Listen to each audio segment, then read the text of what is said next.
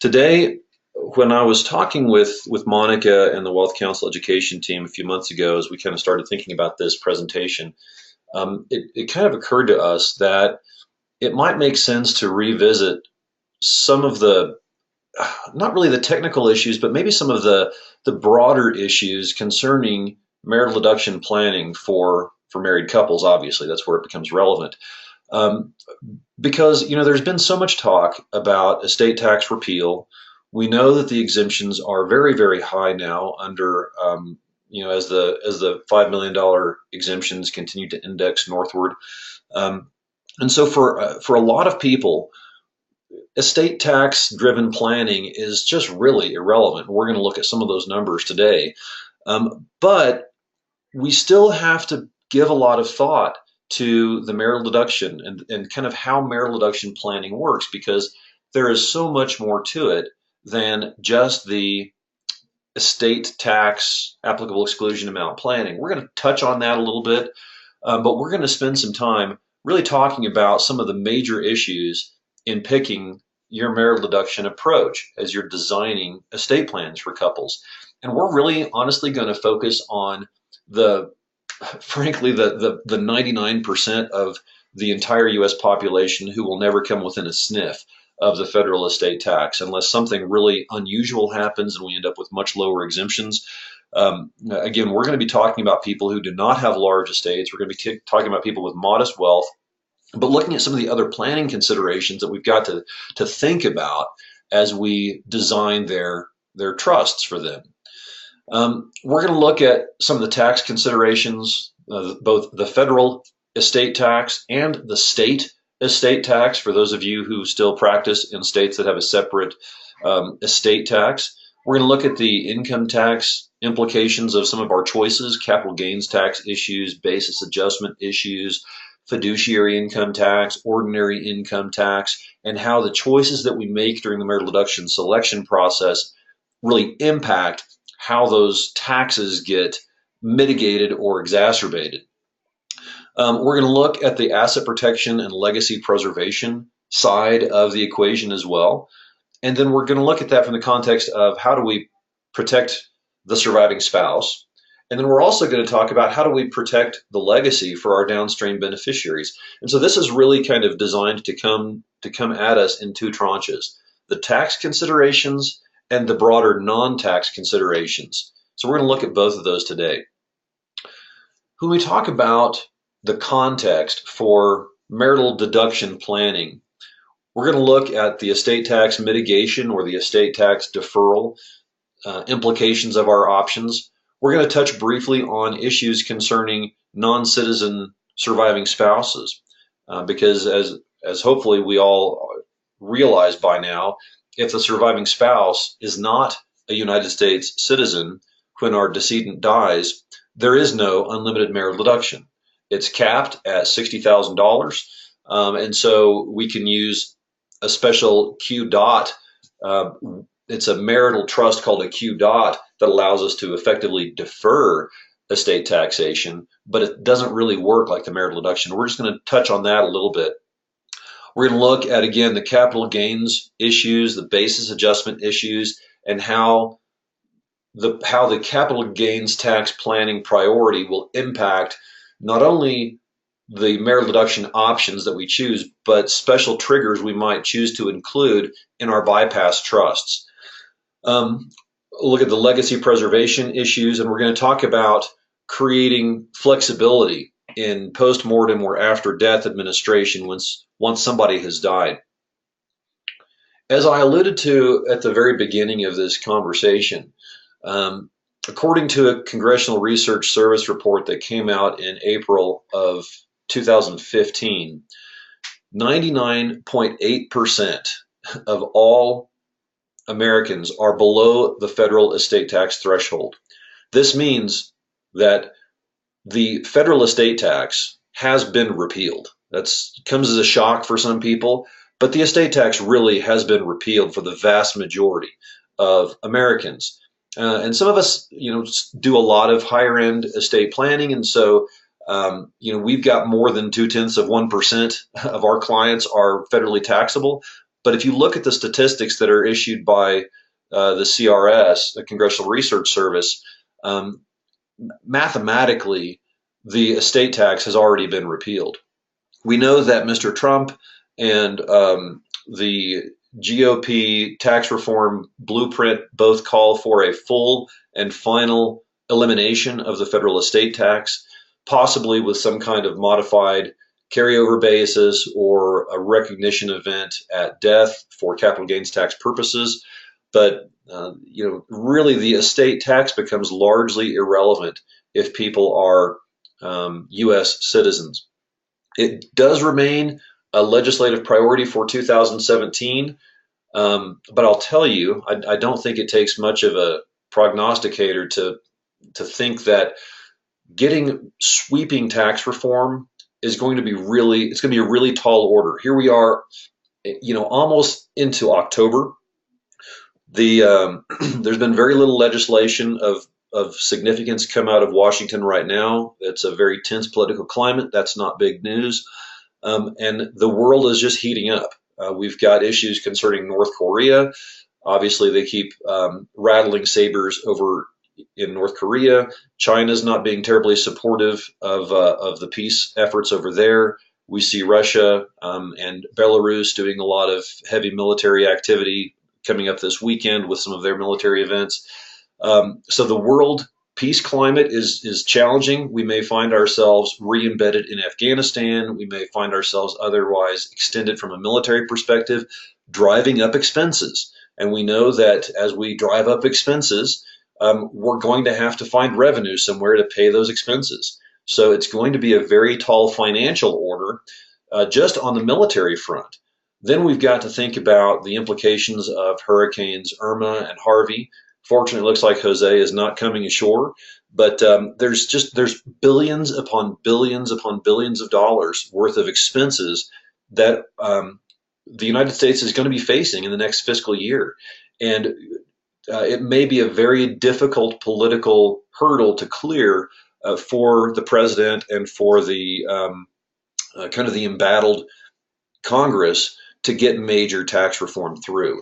So, I think we'll be very, very surprised to see any major estate tax changes. I think it's going to just be a carryover. We'll probably just get another inflation indexing next year, but we'll see. The climate just doesn't seem right for major tax cuts. When we think about the marital deduction planning, we've got to think about a lot of different facts that might or might not indicate proactive planning for the first decedent's applicable exclusion amount. And that's my acronym there, AEA, is applicable exclusion amount. We know that for decedents dying in 2017, the federal exclusion amount, or that applicable exclusion amount, is $5.49 million. And we also know, of course, that portability, as between spouses, became a permanent fixture of the law in 2012 under ATRA. So we see that a married couple can pass almost $11 million worth of wealth to other beneficiaries, to their grandkids, other descendants, whatever, without having to worry about federal estate tax. Now, again, we know that there's additional planning we have to do if we're going to get there. We've got to claim portability on a timely filed 706. We've got to do our marital deduction planning. But really, this becomes a federally taxable issue once we get into those larger estates. But we need to know also whether or not there is a separate state estate tax. If the answer to that is yes, does the state allow a separate QTIP election? And if the answer is yes, then we plan one way. If the answer is no, we plan a different way. We need to also think about how old the clients are. Planning for clients who are in their 40s and high earners is going to be very different than planning for clients who are in their 70s or 80s on a fixed income. We're also going to have different planning considerations if husband is much younger or much older than the wife. if there's a big age gap between them, and if there's a big wealth gap, if maybe the wife brought significant assets into the marriage and that's separate property, and the husband didn't bring as much in, we've got not only an age disparity, but we've got a wealth disparity. And we are also going to have different planning objectives. We need to look at the kinds of assets that are involved. Are these high growth assets that are likely to increase in value from one death to the next? Or are they more static in value? Are they kind of cash type assets? What do the spouses do for a living? Maybe she's an engineer and he's a stay-at-home dad, or maybe he's a doctor and she's a dentist, or they may have different earning capacities. They may have different different assets that are part of their businesses. We've got to think about what these people do for a living. Are they going to likely see increases in their wealth over time? Do we think that their wealth is going to decrease over time? What's that going to look like? Do the clients place a lot of importance on asset protection for the surviving spouse, asset protection for kids and spendthrift trusts once we start flowing the wealth downstream? Are we concerned about legacy preservation, making sure that the family's wealth remains in the bloodstream? That's a term I never have really liked, but I've got a lot of clients who actually use that language. They want to make sure that the stuff that they earn and the stuff that they have built for can never get siphoned away by a child's future divorce or a grandchild's future divorce or future relationship that goes sideways. Are there kids? We've got a lot of clients, even married couples, who have a lot of wealth and who are beyond childbearing age, and they've just never had kids. It's just not been a priority for them. If there are kids, how close are the kids in age? Is there a 20-year gap among the kids, or are they just kind of stair-stepped? And gosh, we all see this all the time. Is it a blended family? Does the husband have kids from a prior marriage? Does the wife have kids from a prior marriage? Maybe they both have kids that came into this relationship and they've got kids between them as well. That's a Brady Bunch and blended mix. All these things, all these different facts that we encounter with our clients will have an impact on the marital deduction options that we choose and how we structure the trusts that we create through the marital deduction. Let's look at some of the state estate tax issues. Here's just a quick list. I'm not going to go through this in detail. There is a link at the bottom of this screen. ACTEC has a great state death tax chart, which is where this data came from. But if you are not in one of these states, for example, like me, I practice in Colorado. We have not had a state estate tax for over a decade. We also practice in California. California does not yet have an estate tax, although Governor Brown and the California legislature are really looking hard at a California state income tax or state estate tax. And so that may be a change that we're talking about next year. But if we've got a separate state estate tax, we know we've got additional planning to take into consideration. First, again, does the state allow a separate QTIP election? We see that Washington, D.C., the District of Columbia, the state of New York, and the state of Vermont do not allow a separate QTIP election. Again, this data and the citations are back on that ACTEC chart, which you can review at in your own leisure. New Jersey does not allow a separate QTIP election if a 706 is filed with the QTIP election. So if the state does not allow a state QTIP election, then we are typically going to make the larger QTIP election in the first person's estate when the first spouse dies, because we want to eliminate all the federal and state estate tax and then look at Rev Proc 2001-38 to have part of that disregarded. If the state does allow a separate QTIP election, we'll look at using a two QTIP trust approach, and we'll look at some of these options inside Wealth Docs here in a moment. But when we do a two QTIP trust for the marital deduction, QTIP number 1 is the state-only QTIP election. So we basically zero out the state estate tax, and then QTIP 2 zeroes out state and federal if we have a larger estate. And then the state-only QTIP election gets disregarded for federal purposes. This is a screenshot from Wealth Docs.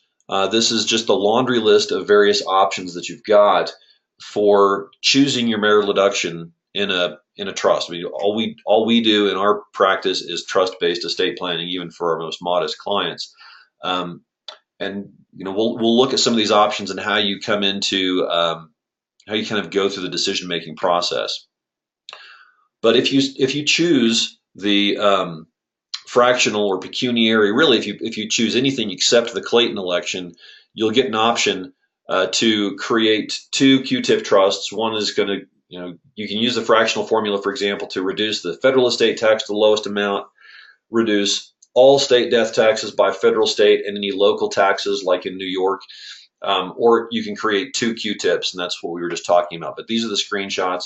And these screen grabs are all pulled from the most recent version of Wealth Docs that's been released on the cloud. I've got to tell you, just as a quick aside, I've been very pleased with how well that cloud version of Wealth Docs works. Because I'm a Mac user, and it's been really great. When we talk about planning for modest estates, our clients who are probably not going to be anywhere near a federally taxable estate, some of the options that we look at, do we go all to the marital share? We just simply say everything goes to the marital share with no additional planning on top of that. And if it goes to the marital share, does that go outright to the surviving spouse, or does that go out in trust of some sort? If we create a trust on the marital share, do we make that a QTIP trust, or do we make that a general power of appointment trust? We're going to look at some of the technical differences between those and how you might go through the decision-making process and how you create, how you choose how to create those trusts. Do we say it's going to go all to the bypass trust? Because again, it's a small estate. We don't need the marital deduction. Do we just send it all to the bypass? Do we use a fractional approach? We might use the Clayton election, or we might use what's called the marital disclaimer option, where the property goes into the marital share, but a qualified disclaimer by the surviving spouse sends the disclaimed portion to the bypass trust. We'll look at these options in greater detail. So when we talk about the transfer tax side, we're going to look at just all these various options again.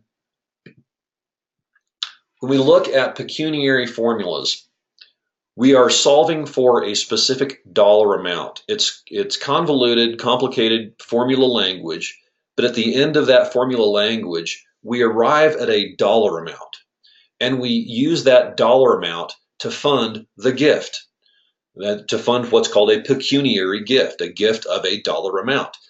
Within Wealth Docs and within really all of the estate planning world, a pecuniary formula will take, in the marital deduction context, it's going to take one of two forms. It's either going to be a marital pecuniary formula, or it's going to be a credit shelter pecuniary formula.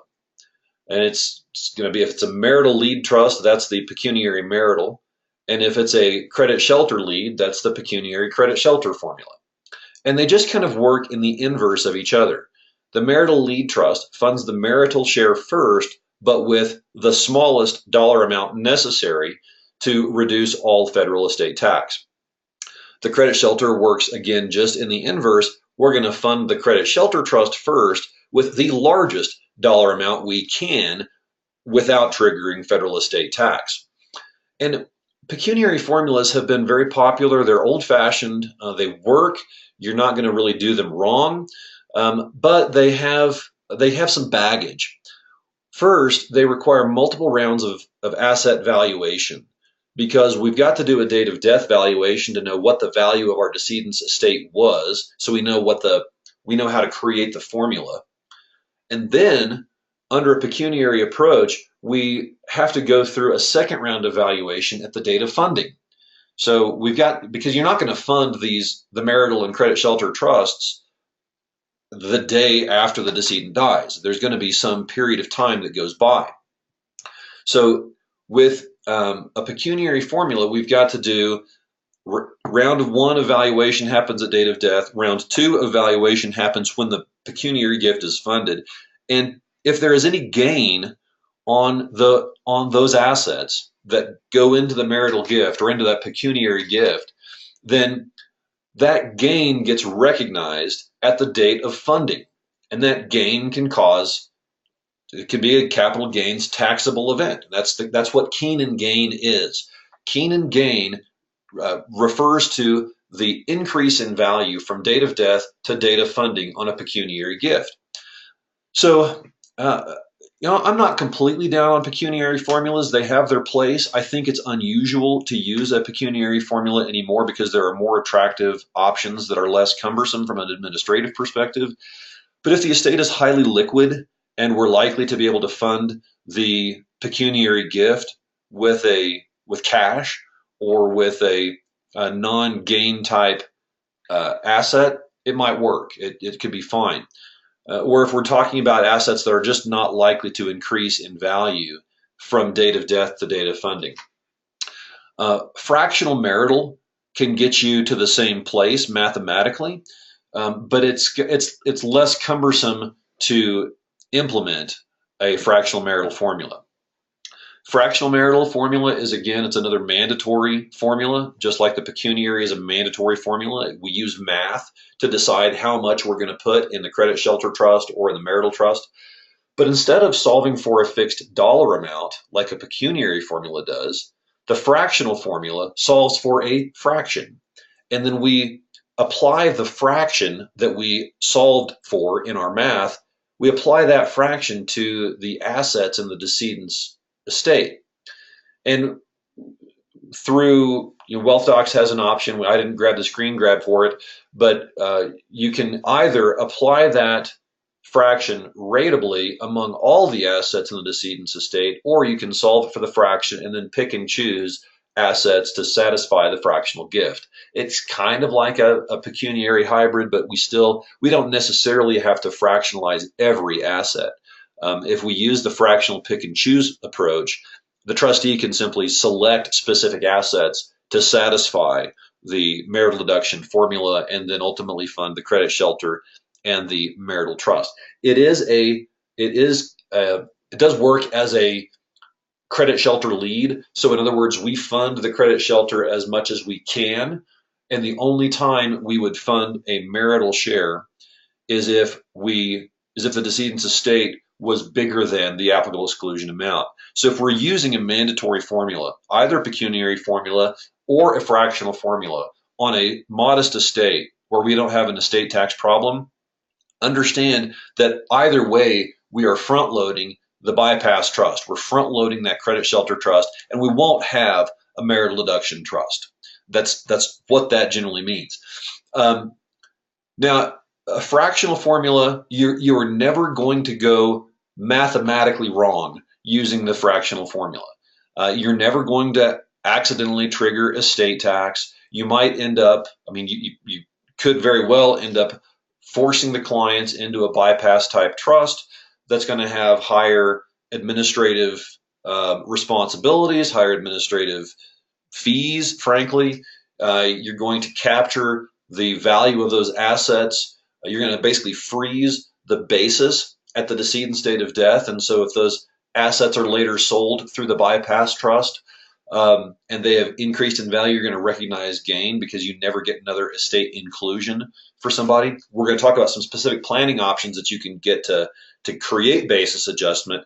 But anytime we use a mandatory formula, whether it's pecuniary or fractional, we're front loading the bypass trust, and only the overflow beyond the estate tax exemption will go into a marital trust. Okay, this is a very popular option here. This is the first of the two second look options that we're going to look at. This sends all the decedent's property into the marital share. So we actually do not front load the credit shelter trust. We front load the marital trust. We front load the marital deduction. We say that we're giving all of our decedent's property to the surviving spouse in some method that will qualify for the marital deduction. If the spouse exercises a disclaimer on any property that he or she receives from the decedent, then that disclaimed property gets kicked over into the bypass trust. And the spouse can disclaim specific assets on a pick and choose. I don't want this asset. I do want this. I don't want that. And so they can be strategic in which assets go to the bypass trust. And they can also disclaim specific fractions of property. They can disclaim maybe 30% or half of the ranch land, whatever it is, can go into the bypass trust if we do it that way. Disclaimers have to satisfy federal law and state law. So I've got the reference here for you concerning the regulations, the Treasury regs under section 25.2518-2. Not going to go into that in great detail, but also understand that you've got separate state law requirements for a qualified disclaimer.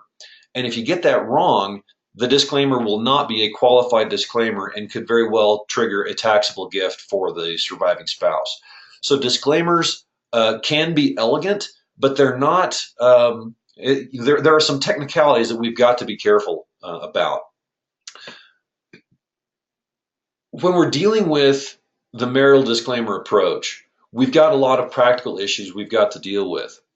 First of all, because the disclaimer is done by the surviving spouse, quite often the spouse is bereaved, they are dealing with a lot of emotional issues, and they may not be able to kind of get their head around the importance from a planning perspective to send assets from the marital share into the bypass trust or into that credit shelter or family trust. Even if we had conversations with the clients for years going into this, it still hinges on the surviving spouse being willing to pull the trigger and exercise the disclaimer. So we've got a little bit of unpredictability there. We also have a very tight timeline. 9 months go by very quickly after someone we love has died, and I've never lost my spouse, thankfully for that. But I've lost other people who are very important to me, and you look up and time has flown by. With a disclaimer approach, you've got a hard stop at 9 months. If the disclaimer is not executed within 9 months of the decedent's date of death, there are no extensions, there is no grace period. The disclaimer cannot fly.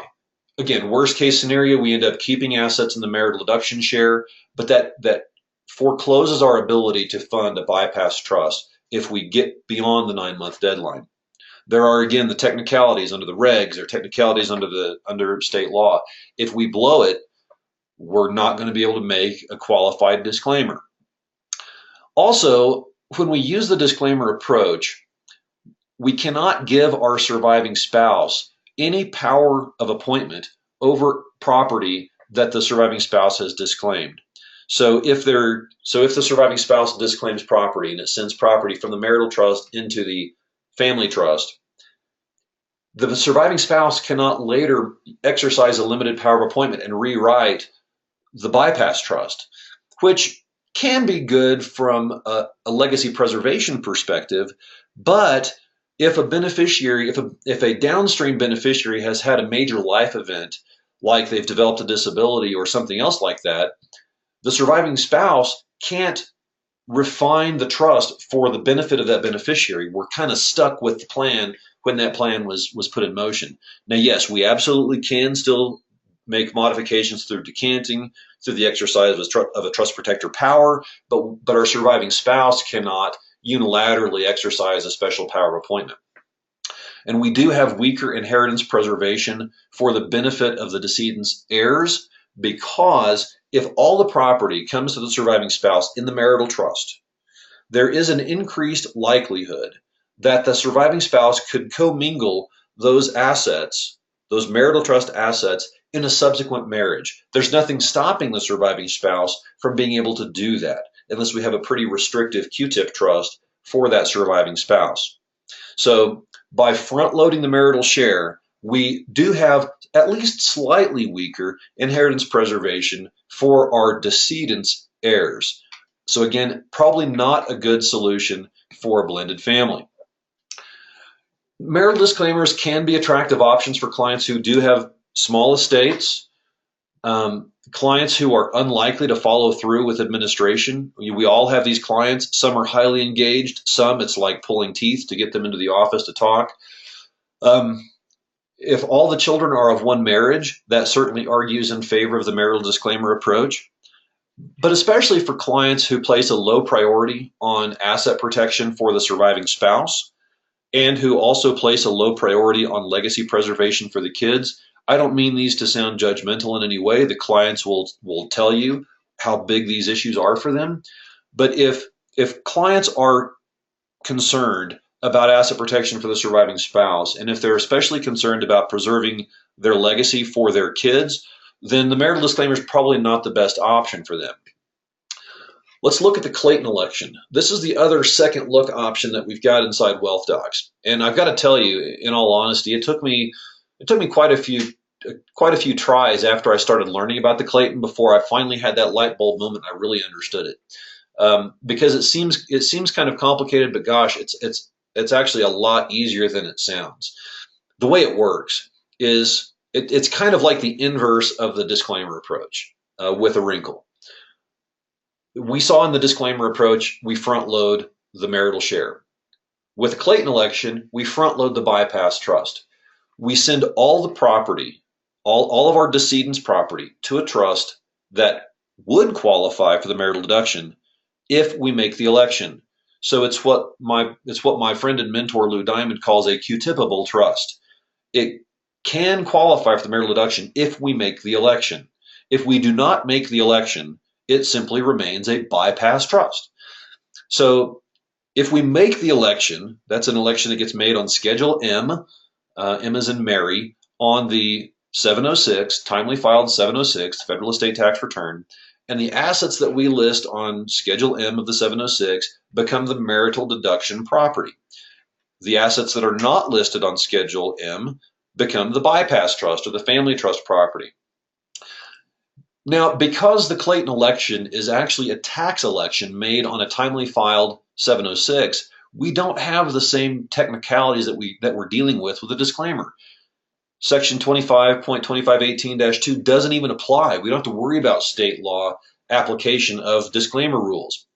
We've got more flexibility with the Clayton election because although it was not initially required under the Clayton case, the folks at Wealth Docs, which I think quite rightly so, say that the decision to make the QTIP election gets made by an independent fiduciary.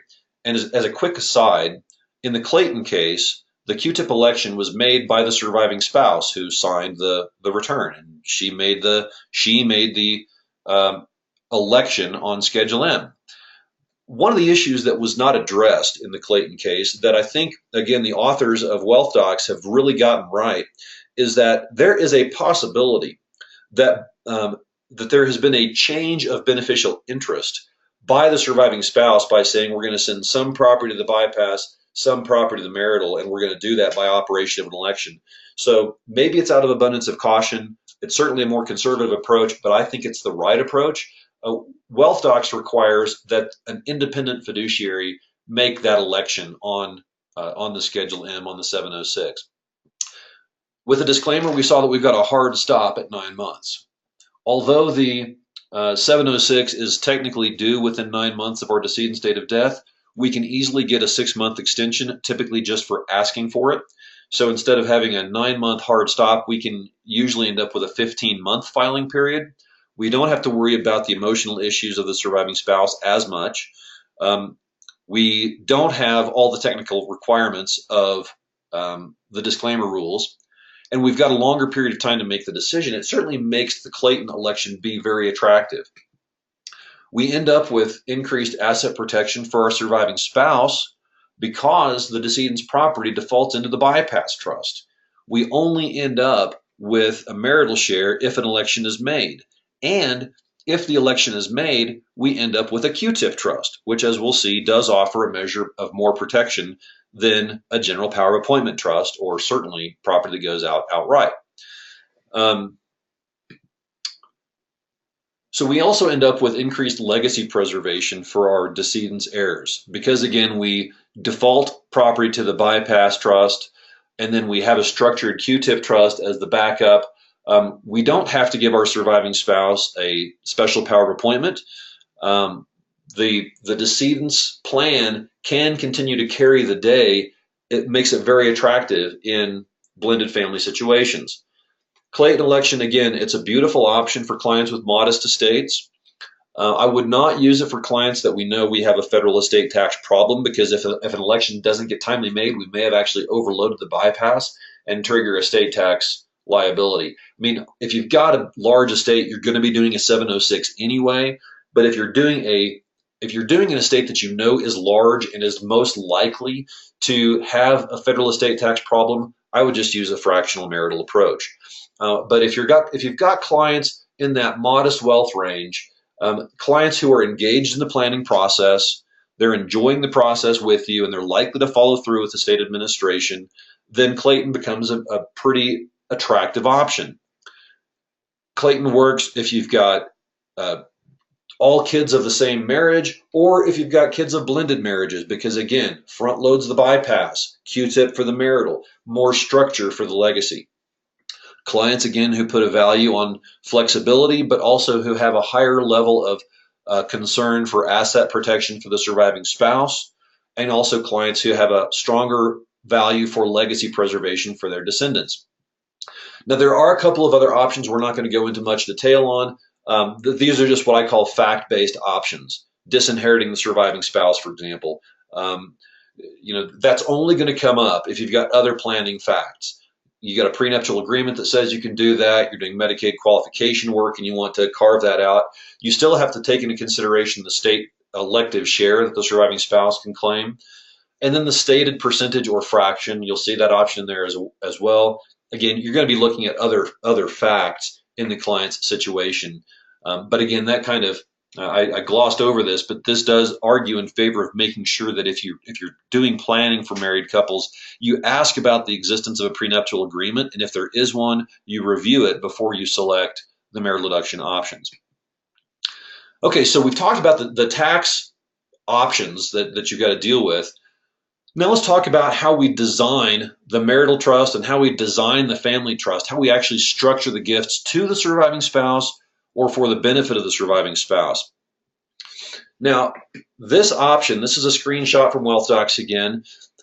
These are the marital share distribution options if you choose disclaimer, pecuniary, fractional, or all to marital.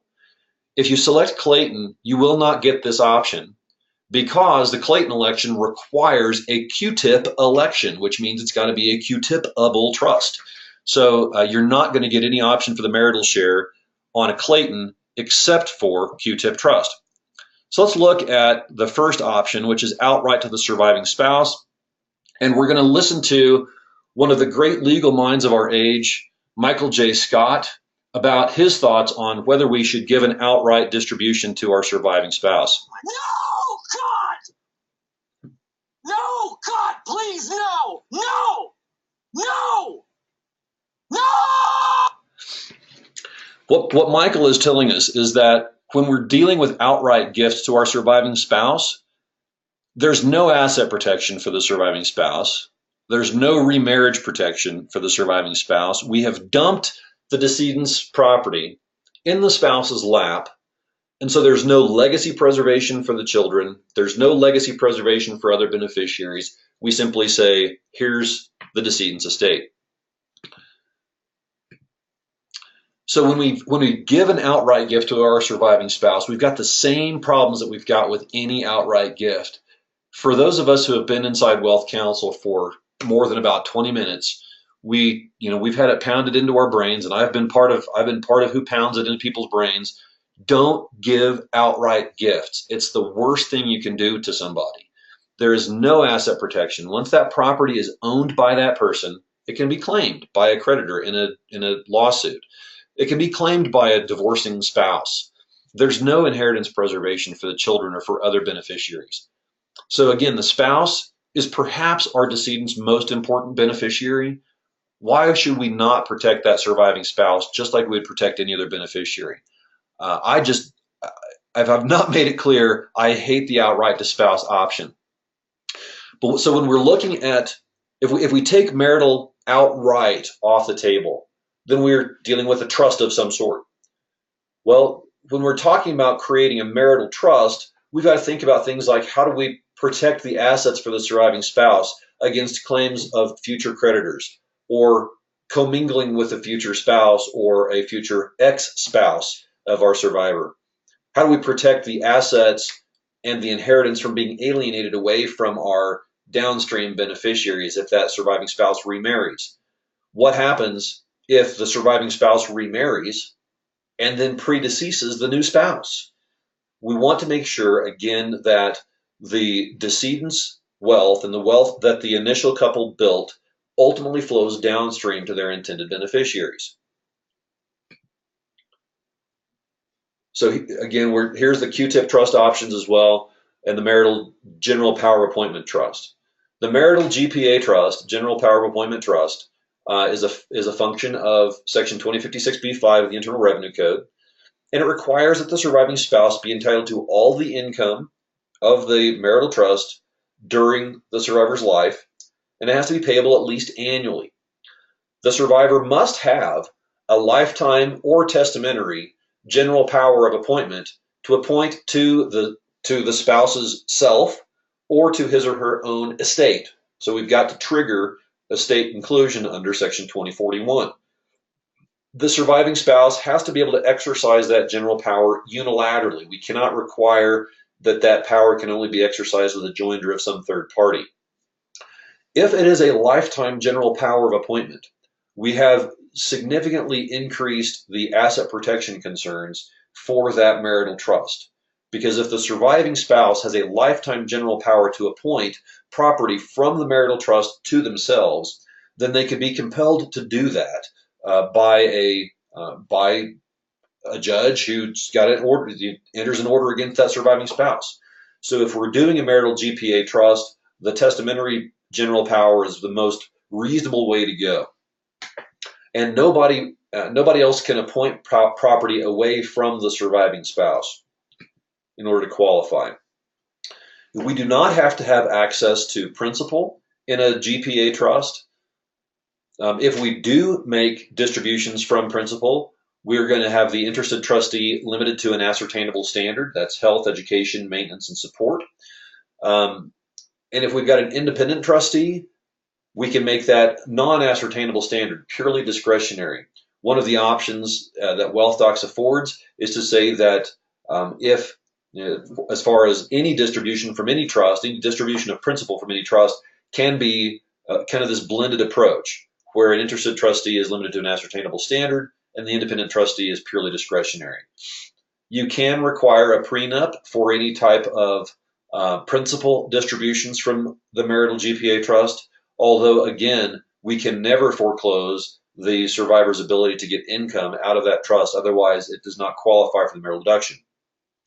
The general power of appointment does allow the surviving spouse to rewrite the estate plan on that marital trust. And then under Section 2041, the total value of that marital trust gets pulled back into the surviving spouse's gross estate for estate tax purposes. So the property inside the marital GPA trust would now be subject to the surviving spouses. Now the surviving spouse is dead, it's going to be under their applicable exclusion amount. And because the assets are includable in that surviving spouse's gross estate, there's a basis adjustment for capital gains tax purposes, ideally a step up in basis. I think that marital general power appointment trusts are generally poor choices for blended marriages because of the exercise of that general power appointment, because of the existence of the general power. The surviving spouse can exercise that general power away from the deceased spouse's initial heirs. It may also not be a very good choice for young couples, because certainly the younger the couple is, the greater the likelihood is that the surviving spouse will remarry at some point. And the existence of that general power of appointment, again, dilutes the asset protection for the surviving spouse and can become a liability for them in the event of a divorce from that new spouse. The QTIP trust under Section 2056B7, that's your statutory citation for that. Again, like the GPA trust, the surviving spouse has to be entitled to receive all income at least annually. The surviving spouse has the ability to compel the trustee to convert non-income producing property to income producing property. No person, including the surviving spouse, no person may appoint property to anyone other than the surviving spouse during the spouse's lifetime. And then we can have a testamentary power of appointment. It can be limited power. It can be a general power. but we can have a testamentary power of appointment if we want to give it, but we don't have to give it. Again, optional principal distributions, same types of standards that we've seen before.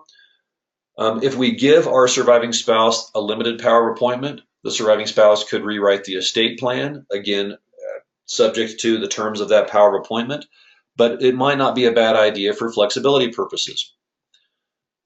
I really think that the Marital QTIP trust is not only a better choice, but it's probably the only choice really in a blended family. We don't have to give a power of appointment to get estate estate inclusion for the surviving spouse, because we see that the estate inclusion comes in under section 2044.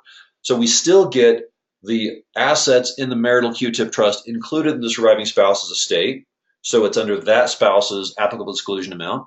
We get a basis adjustment because it's in their estate, but we don't have to have that power of appointment. So again, if we're in a blended marriage and there's some possibility that the surviving spouse could appoint the decedent's property away from the decedent's heirs, then maybe we don't give that surviving spouse a power appointment over the QTIP trust. What if our surviving spouse is not a citizen of the United States? Again, as I mentioned at the initial comments, there is no marital deduction for death transfers to a non-citizen spouse. There is a marital deferral. There's an estate tax deferral, if you will. We can certainly, if our decedent wants to, and they've got a good enough estate for it, we can just create a bypass trust for the benefit of the surviving spouse under the applicable exclusion amount. And we would only fund a QDOT to the extent we need to for estate tax purposes. The excess beyond our decedent's applicable exclusion amount goes into a qualified domestic trust. And the principal distributions, if distributions of principal come out of that QDOT during the surviving spouse's lifetime, and if that surviving spouse is still not a U.S. citizen when those principal distributions are made, then the distributions get taxed at the decedent's estate tax rate, the first U.S. citizen decedent's estate tax rate.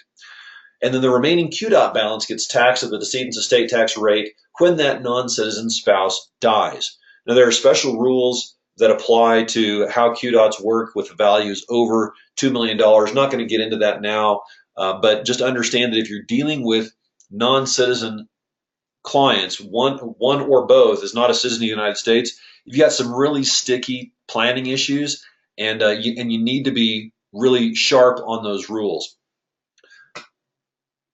Fortunately for me, my law partner, Jonathan Mintz, is really good at these issues, and so I kick them all over to him.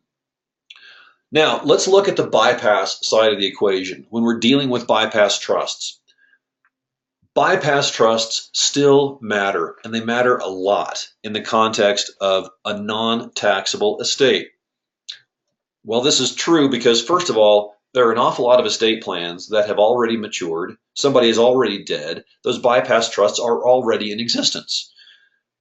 Second of all, there are an awful lot of our existing plans out there, or plans that we may someday inherit from another attorney, that will not get a chance to review and change the marital deduction formula. We're still going to inherit a lot of trusts that force the creation of a bypass.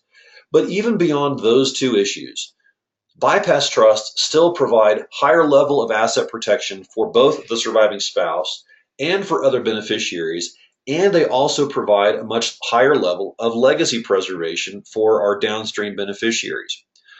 When we've got a bypass trust, we can have the surviving spouse and other people be discretionary beneficiaries. So instead of having just one beneficiary with a mandatory income distribution that gives rise to a property right, we can have just this diffused benefit where an interested trustee has an ascertainable standard, an independent trustee has a non-ascertainable discretionary standard, and we can sprinkle and spray benefits from this trust to our surviving spouse, or even beyond the surviving spouse if we've included additional beneficiaries. So we can actually shift the wealth among multiple levels. We can run different tax brackets if we've got beneficiaries at lower tax rates.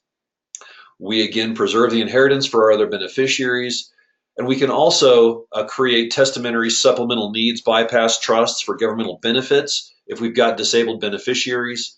And we can also use some of our decedent's applicable exclusion amount and their GST exemption, and then allocate the unused exemption amount to the survivor again on a timely filed 706. We do not have to have a mandatory income right. We probably will carry out all of the income each year, so we don't have trapped income at the trust's income tax rates, because as I think we know, the trusts and estates hit the maximum income tax bracket at a much lower level of income than individuals do. It's also a lot harder to commingle assets from a bypass trust in a new marriage. Here again are some of the screenshots from Wealth Docs on how you'll make these choices. We don't need to go over those here. You've got those in your materials, and you certainly have it at your fingertips within Wealth Docs. I just pulled those in here for reference purposes. Okay, let's look at some of the fiduciary income tax issues. I have referred to this as what's really the new death tax. Again, as we saw, the estate tax is largely irrelevant, but the income tax and the fiduciary income tax in particular is very much alive and well. In 2017, trust and estates hit the 39.6% maximum federal income tax bracket at only $12,500 worth of income. For now, so long as it still exists, you have to tack onto that the 3.8% net investment income surtax, that's the NIT, that's part of the Affordable Care Act that's still lingering around. But then you also have to take into consideration your state income tax. Unless you're one of the fortunate folks who live in an income tax-free state, you've got to factor in your state income tax rate as well. Here in Colorado, that gets us to a 48% total fiduciary tax when you combine federal and state. And again, that's going to be on income that remains trapped inside the trust at the end of the year. So we're generally going to be carrying out our distributable net income, carrying out the income tax attributes to our beneficiaries, so we can at least avoid that 39.6 bracket as long as we can. But we've got to factor this into our calculus as we're designing the bypass trust. If you're in California, they end up with just a completely confiscatory 13.3% income tax rate at the highest level. So you can actually get up to almost 57% fiduciary income tax if we end up with a large bypass trust that ends up retaining income. So it becomes really important for us to be thinking about the design of our marital deduction options, the design of our bypass trusts, and working closely with the client and their CPAs in making tax planning decisions once the bypass trust comes into full bore. The capital gains tax is the other side of this equation. We looked previously at the income tax, the ordinary income tax on income trapped inside the trust. We know that federal long-term capital gains are taxed at 20% for now, but we also know that when assets are includable in someone's estate and that person dies, there's a basis adjustment under Section 1014. So if the assets have increased in value and the asset value is includable in a decedent's estate, we wash out all that unrecognized gain.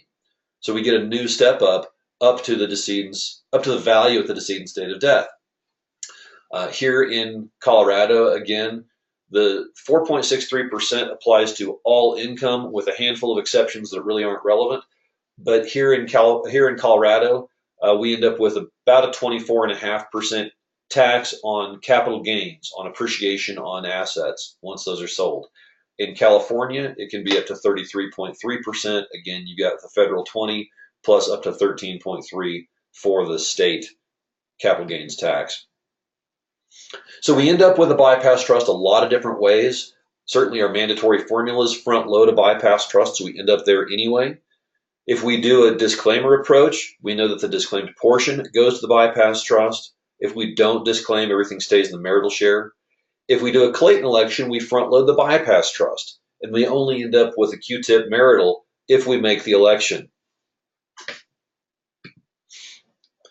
But if we've got assets that are trapped now in the bypass trust, and these assets have increased in value, and we want to trigger estate tax inclusion, so we get a free basis adjustment when somebody dies, we've got some options here.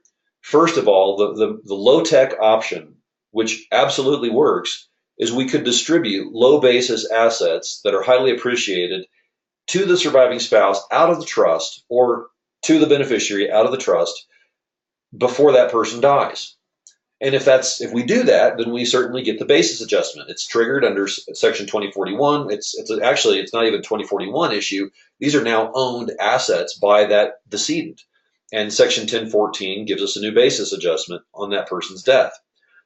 But when we do that, we have to recognize that when we distribute assets out of the bypass trust, those assets are now subject to that new decedent's dispositive plan, that surviving spouse's dispositive plan, or that beneficiary's own estate plan. So we lose control of the ultimate disposition of those assets once they come out of the trust. We also have to make sure that the trustee has the discretion to make those distributions of the low basis, highly appreciated assets before the person dies. A more elegant approach certainly is to include the option to allow a trust protector to grant a general power of appointment or to increase a limited power to a general power.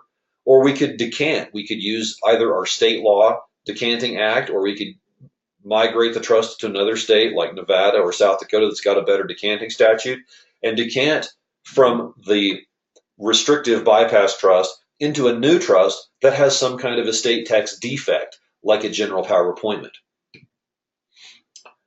We could also do a late QTIP election if the bypass trust is a QTIPable bypass trust. If the trust would qualify for the QTIP election if an election is made, we could always make the election late if we need to.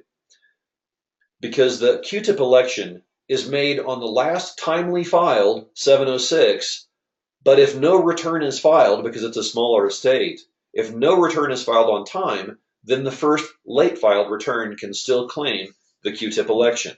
So we could always do a late QTIP election if the trust works that way. So when we think about the estate tax marital deduction planning issues, we've got to think about the client's broader planning objectives, like how much control do we want the surviving spouse to have? How big of a deal is it to protect assets for the surviving spouse, or to protect the legacy for our downstream beneficiaries? How big of a deal is it for us to have basis adjustment flexibility? But there are also other issues that we've got to think about. Do you have a means of staying in touch with the clients to make sure that the plan evolves when the needs change? The estate plan is not a one and done deal. Things just change. And are the clients likely to follow through to make sure the plan is administered?